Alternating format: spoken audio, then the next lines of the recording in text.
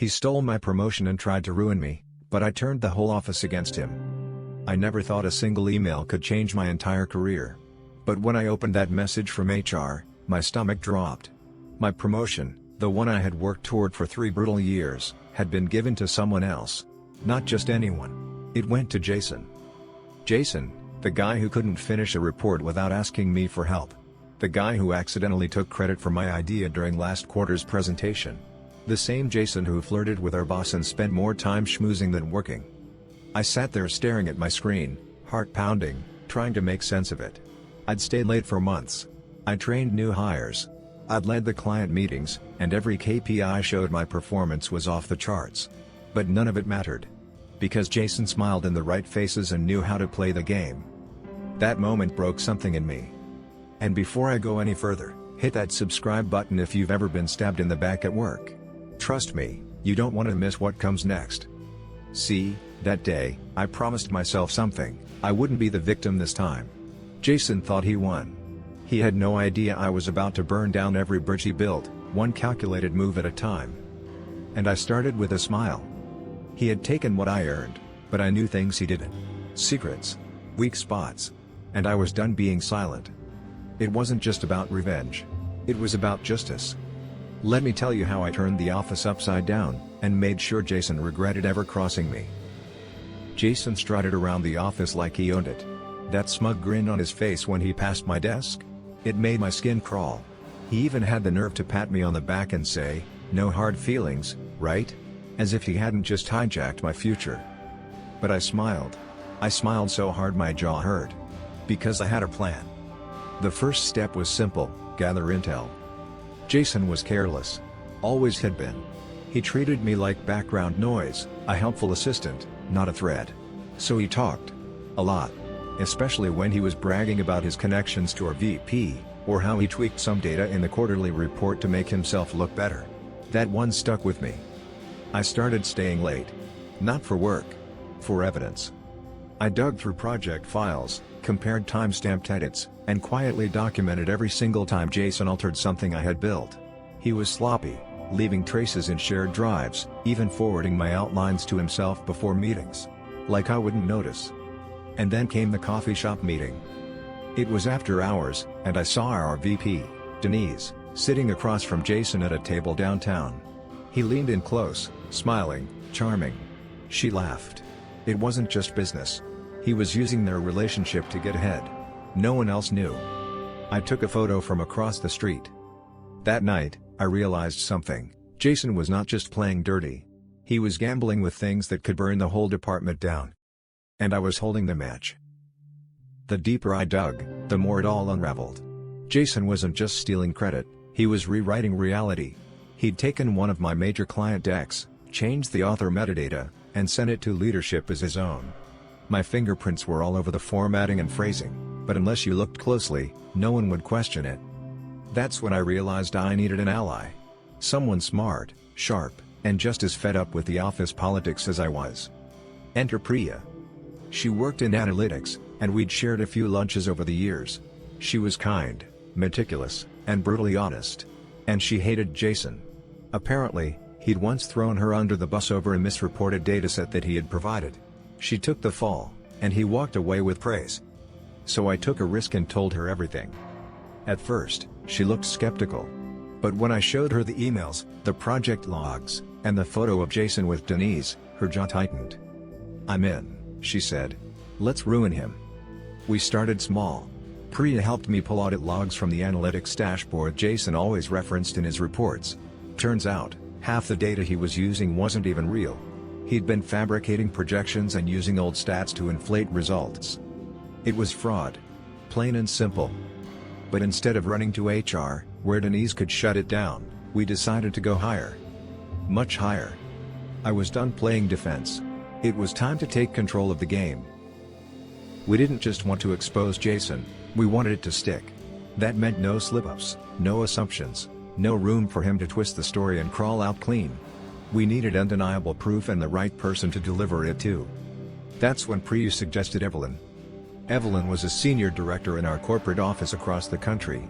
She rarely got involved with our department, but she was known for one thing: integrity. She had shut down a regional VP for ethics violations the year before, and people still whispered about how fast heads rolled after her visit. The trick was getting her attention without alerting Denise, or Jason. We created a clean, anonymized file, timestamps, screenshots, version histories, audio clips from team calls where Jason lied about his contributions. It read like a forensic report, cold, factual, and damning. Then we submitted it through the company's ethics portal with one line in the summary. The man you just promoted is committing data fraud and abusing a personal relationship with management. 2 days later, Evelyn requested a sudden video audit of our department's performance systems. No warning. No time to clean up. Jason started sweating.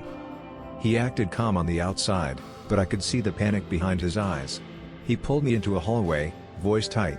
"Did you say something to someone?" I met his stare and said, "Nope. But maybe you should check your numbers. Something's not adding up." He laughed nervously, but I saw the flicker of fear. He knew something was coming. He just didn't know how bad it was going to get. The audit spread through the office like wildfire. Evelyn showed up unannounced, flew in from headquarters, and walked the halls with a clipboard and zero expression. She interviewed managers, combed through databases, and quietly pulled reports Jason thought were buried. The energy in the office shifted, from stress to suspicion. And Jason? He cracked. He stopped smiling.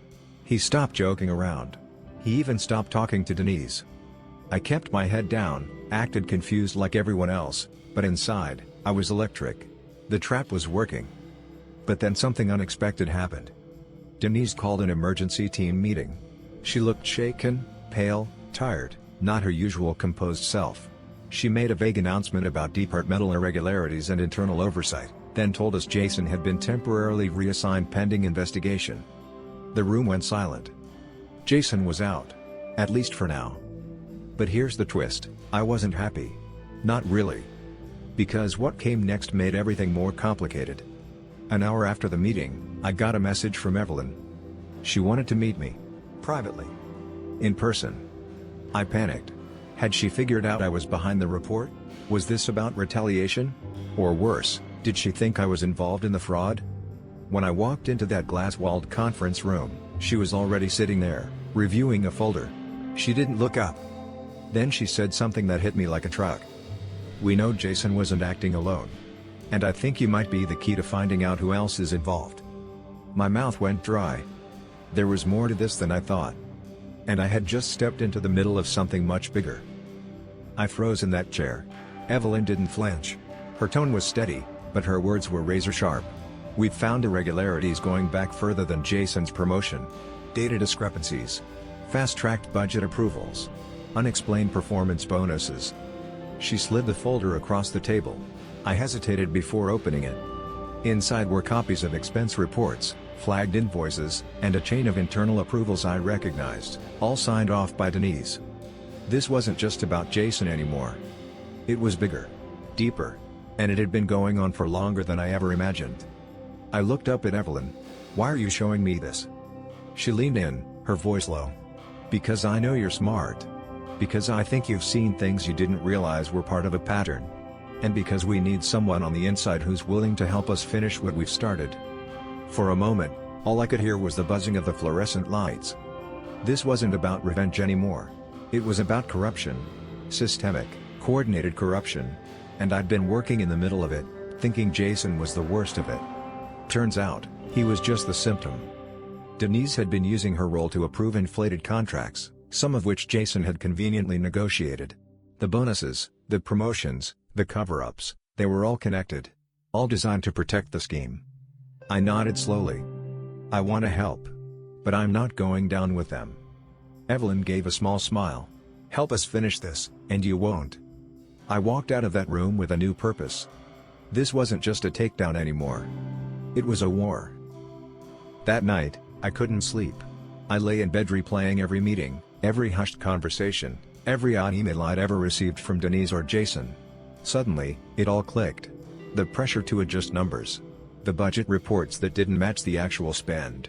The rapid promotions of people who didn't deserve them. I hadn't just been passed over, I'd been in the way. And now I had a choice: step back and stay safe, or expose the entire rot from the inside. By morning, I knew what I had to do. With Evelyn's help, I started compiling everything, but this time, I wasn't alone. Priya was all in, and soon we brought in someone else, Marcus, our cybersecurity guy. Quiet, brilliant, and someone Jason always overlooked. He didn't need convincing. Within 2 days, Marcus had accessed archived emails, internal messages, even deleted records from company drives. He was like a bloodhound, and what he found made our stomachs turn. There were entire projects with fake vendors. Money funneled through shell accounts. And names, so many names. Denise's inner circle wasn't just protecting Jason. They were a network. And I was on the list of people they'd flagged as non-compliant. I'd been blacklisted for refusing to play along. That's why I was never promoted. That's why Jason was. And I was done being quiet about it. Evelyn told me corporate legal was now involved. A full-blown investigation was underway, quiet, contained, but growing. The storm was building behind the scenes. And no one in the office suspected a thing. Yet. The office had no idea a bomb was about to go off. People joked about Jason's vacation and speculated that Denise was under the weather since she'd been working from home all week. But behind the curtain, things were unraveling fast. I was still showing up every day, acting normal, but every step I took felt like walking through a minefield. At any moment, someone might sense what I was doing, and if Denise caught wind of it before we were ready, it could all collapse. Then came the message that stopped me cold. An anonymous envelope was left on my desk. Inside was a single printed email chain between me and Priya, one we thought had been deleted. At the bottom, in red pen. "Be careful who you trust. Not everyone's on your side." I stared at it, my hands trembling. Someone knew. I rushed to Priya's desk. Her face went pale when she saw the paper. No one else had access to that chain. Unless Marcus. But I didn't want to believe it. Marcus had been helping us from day one. He was the one who found most of the data. Still, he did have access to everything. That night, I sent Evelyn a secure message with a photo of the note and explained what happened. She responded within minutes. "We've suspected an internal leak. We'll handle Marcus. Proceed as planned. Stay quiet." I didn't sleep again. I started watching everyone, who lingered near my desk, who left early, who avoided eye contact. Trust had become a weapon, and now I didn't know who was holding it. But I did know one thing, it was too late to back out now. Whatever was coming, I was in it to the end. The next morning, Marcus didn't show up to work. No text. No out-of-office notice. Just gone. By noon, IT had wiped his credentials from the system. That confirmed it, he'd either been compromised or cut loose by Evelyn's team. I didn't know which. And frankly, I didn't care anymore. This thing was eating people alive. Priya and I met in the parking garage that night, where cameras couldn't see us. We sat in her car, windows fogging up from the August heat, both of us too tense to speak at first. Then she whispered, "How did it get this far?" Neither of us had an answer. But I did have the next move. In the folder Evelyn gave me, there was a list of suspicious vendor payments, including one tied to a company called Lanford Solutions. A fake name, no real website, and yet, it had received over $200,000 from our department in under a year. And guess whose signature was on every approval? Jason's, countersigned by Denise. Priya dug deeper and traced the wire transfers. Turns out Lanford was connected to a holding company registered in the same city where Jason's brother ran a tiny marketing firm. Coincidence? Not a chance. We packaged that evidence and sent it directly to Evelyn's legal contact via secure line. Then, just as I was about to leave for the day, I got pulled into a quick meeting with HR. It wasn't a request. My heart pounded as I stepped into the room and saw Denise sitting there, arms crossed, eyes ice cold. She smiled, but it didn't reach her eyes. "Let's talk," she said. I was face to face with the woman I was helping to take down. And she knew something. Denise's smile was sharp, calculated, the kind that made your skin crawl. "I hear you've been very busy lately," she said, voice calm but with an edge that felt like a razor blade. I sat down, trying to keep my cool. "I don't know what you mean." She chuckled softly. "Come on. The emails, the meetings, the late nights with Priya. You're poking around in places you shouldn't." Her eyes poured into me. "You want to know something? You and Jason are pawns in a much bigger game. And you're playing it all wrong." I swallowed hard. What are you talking about? Denise leaned forward. You think exposing a few fake vendors and some altered numbers will topple this company? This scheme you're unraveling has been in place for years. People at the top benefit. And they always protect themselves. She paused, watching my reaction. You're risking your career. Your reputation. For what? A promotion you never really deserved. I wanted to shout, but I held back. Because something in her tone told me she wasn't bluffing. Then she added, quietly, but I admire your courage. If you want to survive in this place, you'd better choose your battles carefully. The meeting ended abruptly. As I walked out, I realized one thing. Denise wasn't just a player. She was a queenpin. And the deeper I went, the more dangerous it got. But I wasn't about to back down. After that meeting, the office felt different. Every glance seemed sharper, every whispered conversation a potential trap. Denise's words echoed in my mind, warning me to choose my battles. But how could I? I was already knee-deep. Priya was more cautious now. We communicated in code, swapping files under the radar, always watching our backs. Evelyn's investigation was progressing, but the higher-ups were digging in, tightening their grip. One afternoon, my inbox pinged with a cryptic message. Meet me in the parking lot. 6 p.m.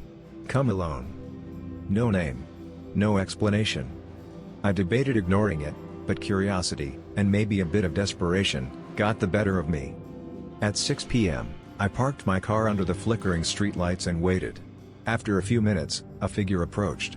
It was Mark, a mid-level manager who'd always kept to himself. He glanced around nervously before speaking. You don't know the half of it, he whispered. Denise has allies everywhere. The fraud, the cover-ups, it goes beyond finance. Personnel, projects, even hiring. People get pushed out or sidelined if they ask too many questions. I swallowed hard. Why are you telling me this? Because you're the only one with guts enough to do something, he said. But be careful. The higher you climb, the more dangerous it gets. And some of us won't survive this. Before I could respond, he slipped a folded note into my hand and disappeared into the shadows. My hands trembled as I unfolded it. It was a list of names, people I trusted, people I never suspected. And suddenly, the fight wasn't just about Jason or Denise anymore. It was about survival. That night, I sat at my kitchen table, staring at the list Mark had given me. Names blurred into each other, trusted coworkers, friends, even some managers I'd admired. How deep did this corruption go? It was like peeling back layers of rotten wallpaper, each one revealing something worse underneath. I called Priya immediately, my voice shaking as I read the names aloud. She gasped on the other end. We need to be careful. This isn't just a company scandal anymore. This is a snake pit. We agreed to divide the list and start tracking connections, but even as we talked, a creeping paranoia settled in. Every email could be monitored. Every call might be overheard. Trust was a luxury we couldn't afford. The next day at work, things got stranger. My computer froze during an important presentation, my phone battery died mid-call, and a mysterious file appeared on my desktop, one I hadn't downloaded. I deleted it, but the message was clear, someone was watching. Meanwhile, Jason's reassignment was suddenly extended indefinitely. Denise remained eerily absent, her influence seeming to ripple through the shadows of the office. Rumors swirled, some said she was negotiating a severance package, others whispered about an internal power struggle no one dared speak of openly. Through it all, Evelyn's team kept pressing. They wanted me to gather even more evidence, emails, schedules, any hint of collusion. It was exhausting and dangerous, but I felt a responsibility beyond myself now. This wasn't just about a stolen promotion anymore. It was about exposing a rotten system that had cost people their careers, their dignity, even their livelihoods. And I was right in the middle of it. Days turned into weeks, and the pressure mounted. Every morning, I felt like I was stepping into a lion's den. Whispers followed me down the hallways, eyes that once looked friendly now darted away when I passed. Trust was eroding faster than I could keep up with. Priya and I became more cautious, meeting in secret spots, communicating through burner phones, encrypting messages. The company's web of deceit was sprawling wider than we imagined. Then came the day everything almost fell apart. I was called into a sudden meeting with HR and a stern-faced legal representative. My heart pounded as I walked into the cold conference room. They presented me with accusations that I had leaked confidential information, disrupted company operations, and created a hostile work environment. It was a smear campaign. They had evidence, they said, emails taken out of context, exaggerated reports, whispers of insubordination. It was clear, the higher-ups were fighting back. I refused to back down. I asked for a lawyer, and Evelyn made sure I got one immediately. She reminded me I was protected under whistleblower laws, but the stress was suffocating. Outside the office, my phone buzzed. A message from an unknown number. "They're on to you. Watch your back. We're closer than you think." It was a chilling reminder that the fight wasn't just in boardrooms or conference calls. It was personal. But I had come too far to stop now. The walls were closing in, but so was my resolve. The days after the meeting were the hardest I'd ever faced. My every move felt surveilled, even the coffee machine felt like a trap. My friends at work avoided me, whispers grew louder, and the isolation was suffocating. I was fighting a war no one else wanted to see. But then, something unexpected happened. One afternoon, Priya burst into my office, eyes blazing with determination. "I've got something," she said, holding out a flash drive. "It's a recording, from one of Denise's private meetings. She's discussing the whole scheme, including how she plans to scapegoat Jason and cover her tracks." My hands shook as I plugged the drive into my computer. The voice on the recording was unmistakable, cold, calculating, unapologetic. Denise detailing bribery, falsified contracts, and how she'd manipulated leadership to protect herself. It was the smoking gun. With Evelyn's team coordinating behind the scenes, we prepared to hand over the recording to corporate legal. The stakes were higher than ever, but this was the proof that could bring the whole operation crashing down. I felt a mix of fear and hope. Fear for what Denise and her allies might do next, but hope that justice was finally within reach. This was the turning point. And no matter what happened next, I knew I had done everything I could. The day the news broke felt surreal. Denise was placed on immediate leave. Jason was officially terminated. The company announced a sweeping internal investigation. The office buzzed with rumors and cautious relief. But the truth was more complicated. Many of Denise's allies quietly slipped away before the storm hit. Promotions, transfers, even resignations masked as personal decisions. Some tried to distance themselves from the scandal, others stayed silent. For me, it was bittersweet. I had lost colleagues, friends, and a part of my faith in the system. But I had also reclaimed my voice and integrity. After months of silence, I was offered a role on the new compliance team, a chance to help rebuild what had been broken. The promotion wasn't the one I dreamed of at the start, but it was mine, earned honestly. Looking back, I realized that toxic workplaces aren't just about bad people, they're about systems that let bad behavior thrive. It takes courage, persistence, and sometimes allies you never expected to find to make things right. If you've ever felt powerless in your job, remember, sometimes the hardest battles lead to the strongest victories. Thanks for listening. Don't forget to subscribe for more real stories like this.